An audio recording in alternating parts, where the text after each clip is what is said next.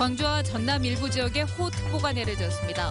오랜 가뭄에 반가운 단비지만 지역별로 강우량 편차가 커서 해갈을 기대하기는 어려울 것으로 보입니다. 어등산 관광단지 개발 사업이 또 암초를 만났습니다. 특혜라는 중소상인의 반발 속에 사업자 공모가 미뤄지고 있습니다. 김대중 전 대통령의 고향 섬마을에 다리가 놓였습니다. 공사를 시작한 지 7년 만입니다. 주말 경기에 유독 약한 기아 타이거즈가 NC와의 주말 3연전에서 연패를 당하며 2달 만에 단독 1위 자리를 놓쳤습니다.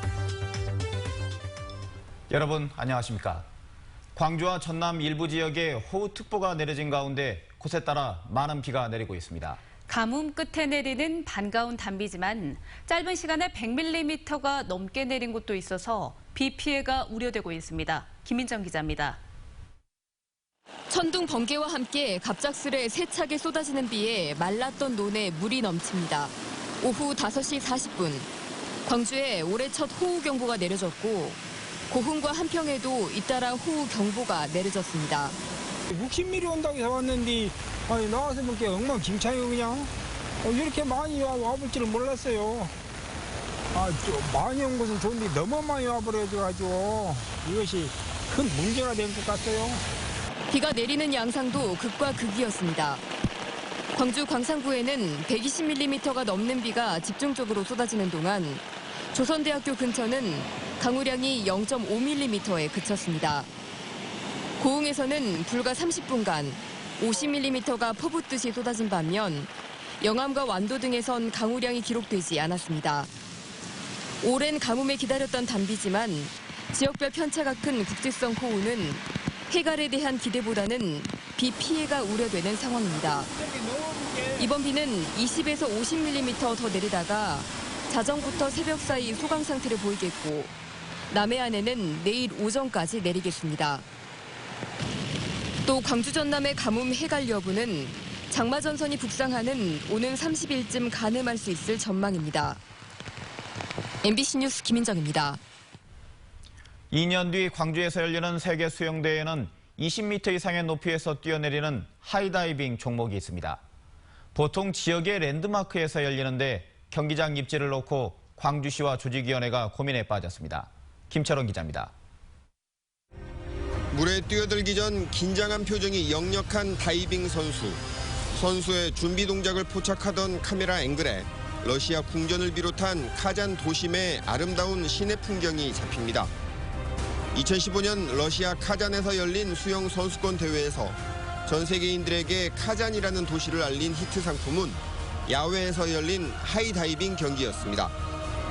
남자는 건물 9층 높이인 27m, 여자는 20m의 높이에서 물속으로 뛰어드는 하이다이빙은 일반 다이빙보다 높이가 3배에서 많게는 6배까지 더 높아 박진감이 넘칩니다. 보통 개최지의 강이나 호수, 바다에서 열리는데 여의치 않으면 지역을 대표하는 랜드마크에 수조를 설치해 치르기도 합니다. 광주 수영대회가 수조를 설치해 치러야 하는 상황. 그런데 이 하이다이빙 경기장 입지를 놓고 광주시와 조직위원회가 고민에 빠졌습니다. 당초 광주시청 문화광장에 6m 수심의 수조와 다이빙대를 설치하려고 했는데 땅에 묻혀있는 각종 관과 선 때문에 공사 비용이 만만치 않게 들 것으로 예상됐기 때문입니다. 대안으로 국립아시아문화전당과 풍암호수공원, 상무시민공원, 무등경기장 등을 놓고 고심 중이지만 마땅한 곳을 찾지 못하고 있습니다. 광주시를 가장 효과적으로 홍보할 수 있는 장소임과 동시에 또 기술적인 안정성, 임시 풀을 설치해서 운영하다 하는 문제와 선수들의 안전과 지역 홍보, 비용과 흥행 등을 종합적으로 고려해야 하는 하이다이빙 경기장 입지 문제. 결정이 만만치 않아 보입니다. MBC 뉴스 김철원입니다.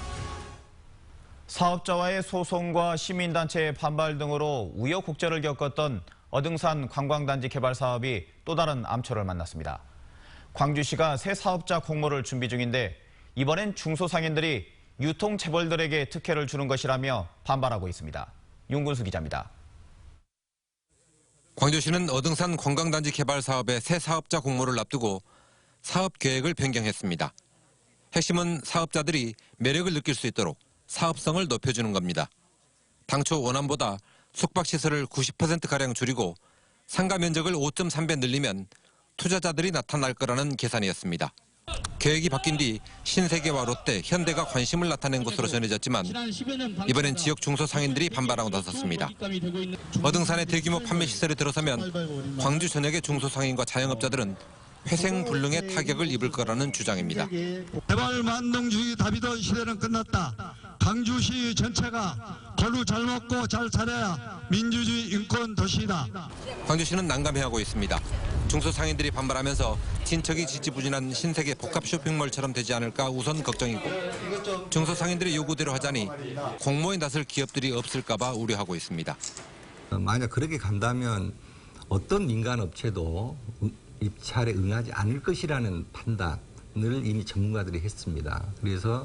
그러면 공익성과 수익성 적절한 조화를 하기 위해서 면적을 어떻게 조정을 해야 되느냐. 볼발탄 제거와 당초 사업자와의 투자비 환수 소송으로 10년 넘게 끌어온 어등산 관광단지 개발 사업이 새로운 암초를 만났습니다. MBC 뉴스 윤문수입니다. 김대중 전 대통령의 고향 마을 주민들이 수건을 풀었습니다. 김 전 대통령 생가가 있는 신안 하이도에서 인접섬인 신이도를 잇는 연도교가 계획한 지 17년 만에 완공됐습니다. 신광하 기자입니다. 김대중 전 대통령의 섬 고향마을 주민들의 소망이 마침내 이루어졌습니다. 지척인데도 배로만 오가야 했던 하이도와 신이도 사이에 마침내 다리가 놓인 겁니다. 총 연장 550m, 폭 14.5m의 사장교 형태로 모두 719억 원이 투입됐습니다. 나루로 이제까지 이용하다가 이렇게 딱 자리 나와서 얼마나 좋았어요. 지금 우리가 걸어 다닐 수 있고 사러 갈 수도 있고. 하이도와 상태도, 하태도는 과거 하이면에 포함돼 하이 3도로 불렸던 곳. 1983년 상하태도가 방조제로 연결되고 신이면으로 분리됐습니다.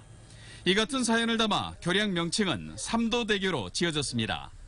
2001년 목포에서 장상 구간의 지방도가 국도 2호선으로 승격되고 교량 건설을 구상한 지 17년 만이고 2010년 공사를 시작한 뒤 7년 만의 일입니다. 이로써 전남에 건설된 연륙교와 연도교는 51곳으로 늘었습니다. 시간은 좀 다소 걸릴 걸로 예상이 됩니다만은 정치권과 협력해서 하루빨리 준공이 될 수 있도록 노력해 나가겠습니다. 전라남도는 오는 2020년까지 전남에 54개 연륙 연도교를 건설할 계획을 세우고 있지만 7조 원에 이르는 예산이 제대로 뒷받침되는 게 숙제입니다. MBC 뉴스 신광하입니다.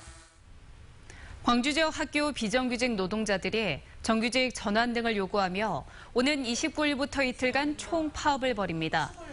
광주 지역 교육공모직 공동교섭단은 기자회견에서 공공부문 비정규직 70만 명 중 절반이 학교 비정규직이라며 교육부와 교육청은 당장 정규직화 논의를 시작하고 근속수당도 5만 원 인상하라고 요구했습니다. 또 이 같은 요구를 관철시키기 위해 29일부터 이틀간 총파업에 들어간다고 밝혔습니다. 2달 넘게 단독 1위를 달렸던 기아가 NC에 3연패를 당하며 1위 자리를 나눠 갖게 됐습니다. 주말에 유독 약했던 기아는 이번에도 주말 3연전을 모두 내줬습니다. 송정근 기자입니다. 하고 있는 김윤동입니다. 단독 1위 자리를 지키기 위해 승리가 절실했던 기아에게 나성범의 말루포는 충격이었습니다.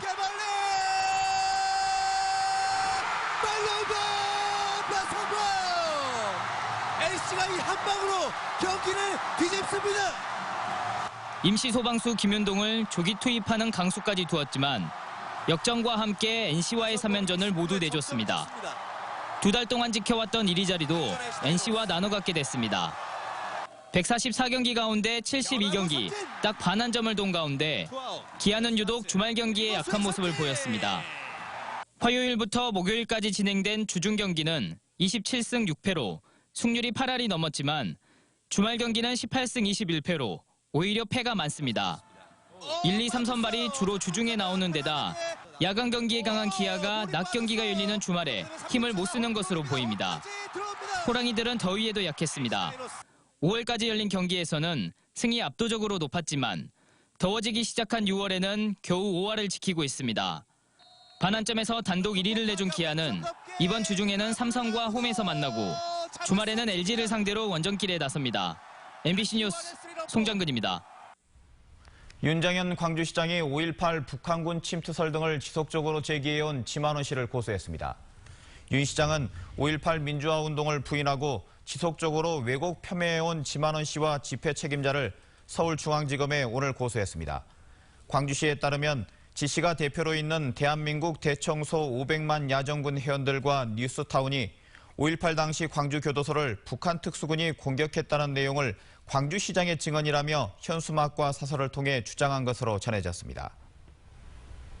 광주역 인근 중흥동 일대에서 도심재생 사업이 추진됩니다.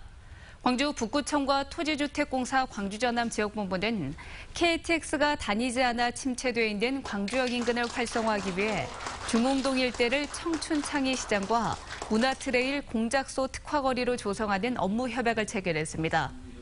이 가운데 청춘창의력 시장은 국토교통부 공모사업에 선정돼 오는 2020년까지 국비 30억 원을 지원받습니다. 어젯밤 11시 20분쯤 광주시 서구 화정동의 한 도로에서 45살 한 모 씨가 길을 건너던 중 치킨 배달 오토바이에 치여 병원으로 옮겨졌지만 숨졌습니다.